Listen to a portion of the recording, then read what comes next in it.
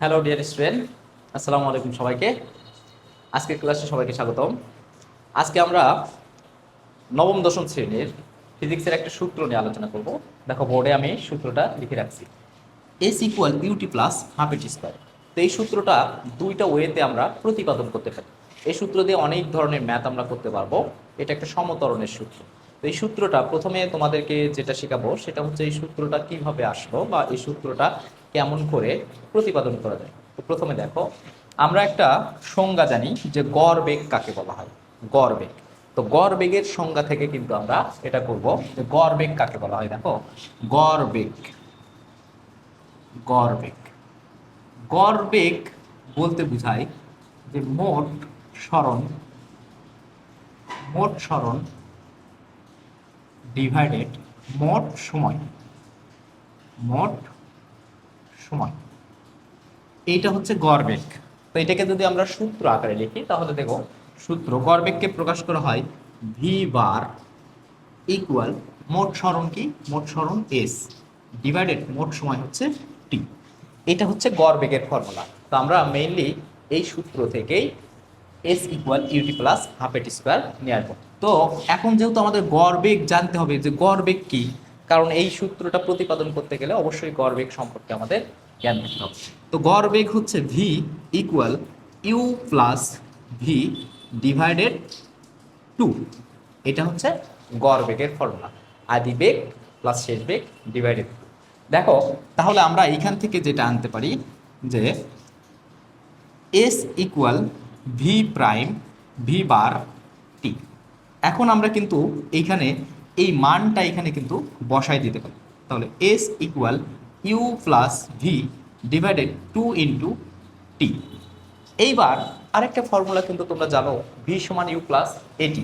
দেখো, V equal U plus এটি।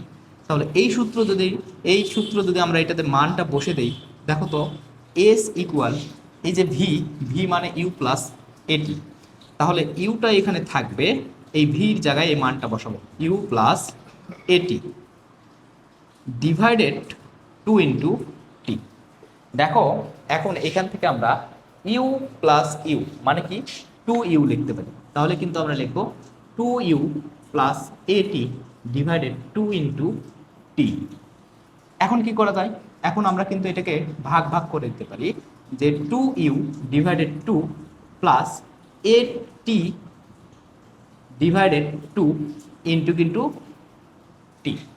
এখন দেখো টু আর টু কেটে যায়, তাহলে এখানে থাকে আমাদের ইউ, আর এখানে হাফ এ টি সঙ্গে কিন্তু টি। এই টি দিয়ে যদি আমরা গুণ করে দেই তাহলে পাবো U T plus half A T square.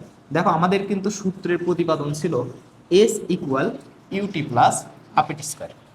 তার মানে আমরা এটা যে পদ্ধতিতে করলাম এটা হচ্ছে সাধারণ একটা পদ্ধতি। এই পদ্ধতিতে আমরা প্রতিপাদন করলাম। এটাকে আমরা চাইলে ক্যালকুলাসের সাহায্যেও কিন্তু প্রতিপাদন করতে পারি। তো চলো ক্যালকুলাসের সাহায্যে এটা কিভাবে প্রতিপাদন করতে হয় সেটা এখন দেখাবো। ক্যালকুলাসের সাহায্যে এটাকে প্রতিপাদন করতে হলে আমাদেরকে একটা কাঠামো ধরে নিতে হবে। সাপোজ ধরলাম এইটা হচ্ছে আদি পয়েন্ট, এটা হচ্ছে শেষ পয়েন্ট। তো আদি পয়েন্টে ধরো একটা গাছ আছে, এই হচ্ছে আদি পয়েন্ট। তো আদি পয়েন্ট আর এইখানে মনে করো একটা গাড়ি আছে, এটা হচ্ছে শেষ পয়েন্ট।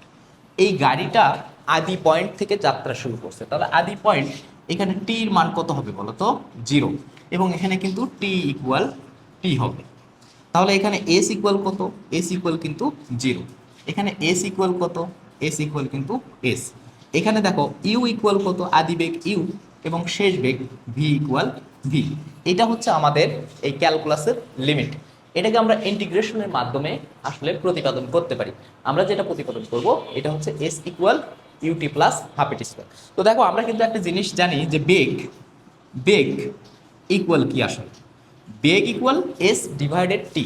তাহলে আমরা যেহেতু এটাকে ইন্টিগ্রেশন করব তাহলে এটাকে আমরা লিখব ডিএস ডিটি, মানে ক্ষুদ্র একটা অংশ নিয়ে আমরা কাজ করতেছি, ক্ষুদ্র সরণ ডিএস, এবং এইটুকু যাইতে সময় লাগছে ডিটি পরিমাণ। তাহলে এইটাকে যদি আমরা গুণ করে দিই, এখন দেখো যেটা হবে, তাহলে হবে ডিএস ইকুয়াল ভিডিটি। এবং এইটা কিন্তু একটা সমত্বরণের ফর্মুলা, এটা একটা সমত্বরণের ফর্মুলা। তো এই ভি ইকুয়াল আমরা কিছুক্ষণ আগে দেখলাম ভি ইকুয়াল ইউ প্লাস এটি, ভি ইকুয়াল ইউ প্লাস এটি, এটা কিন্তু আমরা জানি। তাহলে ডিএস ইকুয়াল ইউ প্লাস এটি ইন্টু কিন্তু ডিটি। এখন আমরা এটাকে যা করব যে এটার একটা লিমিট আছে, তো লিমিট বসানোর আগে এটাকে আমরা একটু গুণ করে দিই। তাহলে DS equal U DT plus A T DT. এখন দেখো এস, এস এর লিমিট কত, 0 থেকে শুরু করে এস পর্যন্ত। আমরা এখন লিমিটিং ফাংশনটা ইউজ করব। ডিএস 0 থেকে এস পর্যন্ত ইকুয়াল এইখানে ইউডিটি কার সাপেক্ষে, টির সাপেক্ষে। তাহলে টি কত, 0 থেকে টি পর্যন্ত, তাহলে 0 থেকে টি পর্যন্ত। এরপর এইখানে দেখো এ কিন্তু হচ্ছে সমত্বরণের যেহেতু সূত্র, এ কিন্তু কনস্ট্যান্ট, তাহলে টি ডিটি এই ক্ষেত্রে দেখো তো কার সাপেক্ষে, টির সাপেক্ষে, 0 থেকে টি পর্যন্ত, তাহলে 0 থেকে টি পর্যন্ত।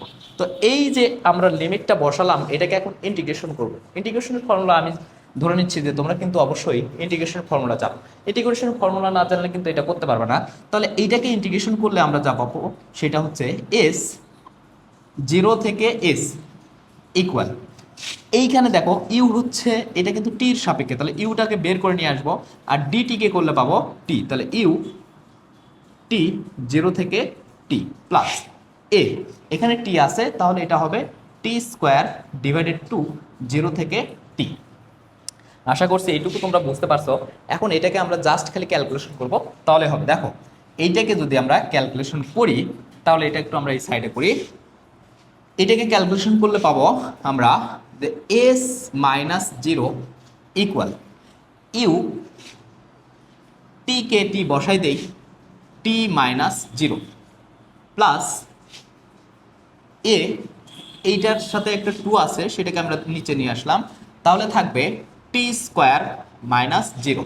তাহলে অতএব আসে S equal UT plus half A T square.